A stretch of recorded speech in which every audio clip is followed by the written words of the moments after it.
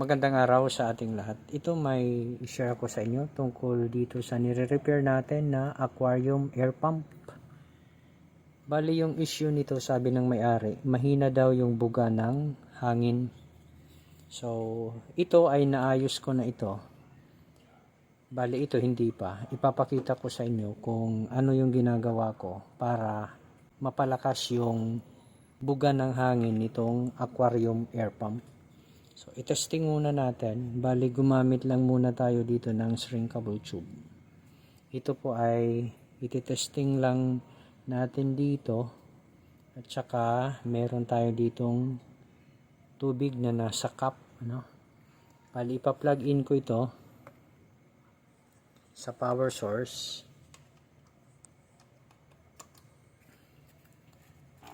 Ayan, umaandar na. Sabi ko nga kanina, ito ay naayos ko na. So, ayan po yung buga ng hangin. Ayan o. Tapos, unplug natin. Ilipat naman natin dito sa isa. Bali ito ay hindi pa natin ito naaayos. Ito yung ipapakita natin kung paano ito i-repair. Ayan, nailagay na natin yung shrinkable tube dyan. Tapos, i-plug in natin. Ayan. Medyo mahina. Ayan, o. Mahina yung buga ng hangin. So, ito yung ayusin natin. Unplug ko muna. Tapos, mai-share ako sa inyo paano natin masasabi na ang mga itong part na ito ng pump ay siya nga ba ay or ito nga ba ay magbubuga ng malakas na hangin o hindi. So, ito ang naayos ko. Kung pipindutin natin dito, ayan, merong sound. Merong tumutunog yan. Okay. Samantala ito yung mahina, yung ibinubuga na hangin. Ayan. Walang sound. Bali ito yung naayos na natin. May sound. Ito, wala. Ito, may sound. So, ibig sabihin, pag ginamit na natin ito ay magbubuga ng malakas na hangin. So, i-reinstall lang natin ito dahil ito ay okay na. So, isi-share ko sa inyo dito ano yung ginagawa ko para mapalakas yung hangin. Gagawin natin, ito ay tatanggalin natin dahil ito ay rubber. Tanggalin natin yan dyan. Tapos, ito ay tanggalin natin. Itong rubber. Ito ay okay pa naman. Itong part na yan. Ayan po ay natatanggal. Ayan. Dahil okay pa naman yan. So, steady lang muna natin dyan. Bali, ang gagawin natin, ito. Ang reason kung bakit mahina ang ibinubuga ng hangin dahil meron na itong konting leak dito sa gilid. So, ang gagawin natin, lagyan natin itong glue. Ito yung ginagamit sa cellphone. Ito. Ilagay lang natin dito sa gilid. Lagyan lang natin konti. Yun. Konti na. Parang napadami. Yan. Yan. Diyan sa gilid.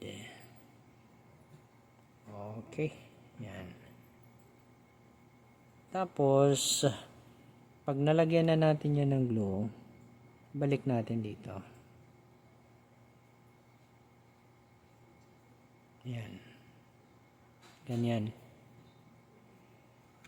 Okay. flatten lang natin. Okay. Yan ay matutuyo na. Ganon din ang gawin natin dito sa kabila. Ito. Pansin ninyo, ayan o. Hindi na masyadong naka-align itong rubber dito.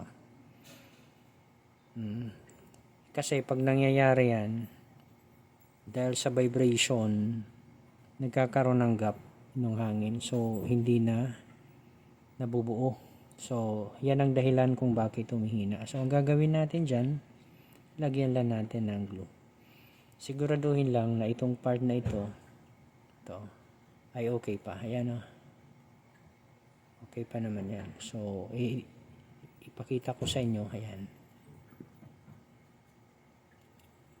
Yan. Okay pa yan.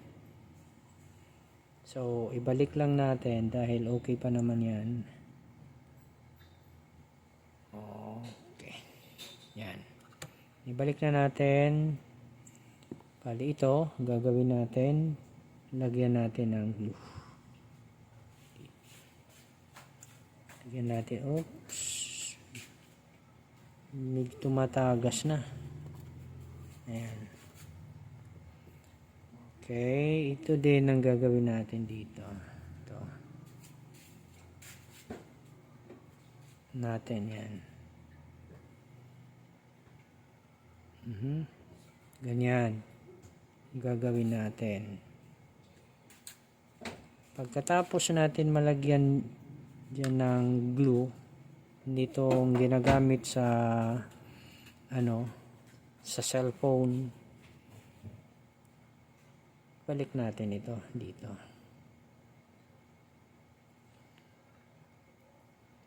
Yan. Usin lang natin yung pagkakabalik. Yan, ganyan.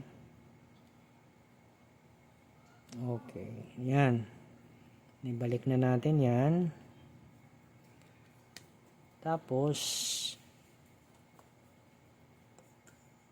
ito din, lagyan natin ng glue. Papalibot natin dito. Yan. Lagyan natin yan dyan. Okay. Tapos, spread out lang natin ito. Ganyan. Ito. Okay. Tapos, balik natin dito.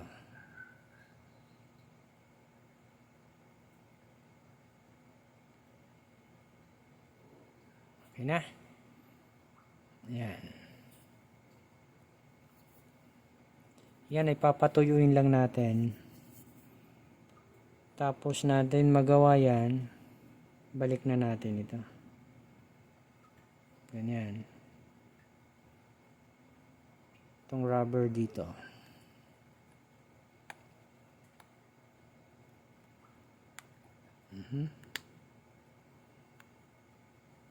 Okay na. So yan o. Papatuyuin lang natin yan. Okay, balik tayo dito sa ipinatayo natin.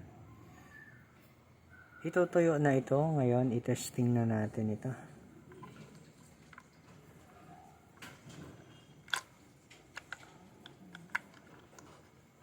Kabit lang natin dito. May slot yan dyan.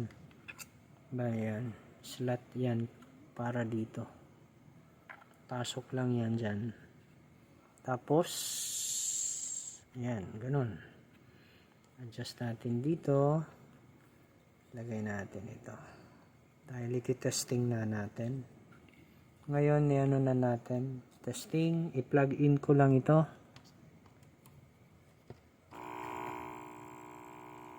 Ayan na. Lumakas na yung buga ng hangin. Bali dito, ginawa ko ay ni-reassemble na natin yung air pump. At makikita natin, yan po ay malakas na yung pagbuga ng hangin. Sana po ay meron kayong natutunan sa ating ibinahagi na video. Kung nagustuhan niyo itong video, paki-like at share. Kung hindi ka pa nakapag-subscribe, maaari po lamang ay mag-subscribe sa aking channel at paki-click na rin yung notification bell para updated ka sa mga bagong upload na videos. Hanggang sa muli, maraming salamat po.